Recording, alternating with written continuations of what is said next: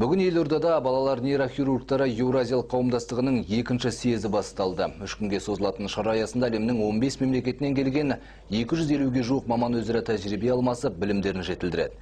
Бұдан бөлек шара барысында дамудың туа біткен кемістіктері, нейроонкология, функционалды нейрохирургия сынды маңызды тақырыптар талқыланады. Шара аясында нейрохирургия бойынша халықаралық қоғамдастықтың өкілдері арнайы дәріс оқиды. Бүгінгі таңда кез келген мемлекет денсаулық сақтау саласына ерекше көңіл бөледі. Көптеген жаңа құрылғылар сатылып алынып жатыр. Ал сол құрылғылардың барлығы 100% қолданыста болғаны жақсы. Ол үшін мамандарды оқыту керек.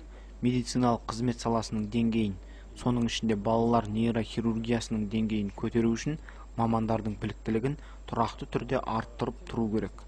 Бұл қазіргі таңда ең өзекті мәселе деп есептеймін.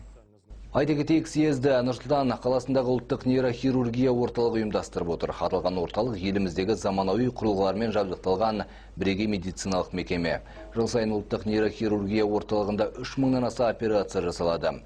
Оған қоса нерв жүйесінің ең күрделі патологиясы бар 500-дей бала ем қабылдайды.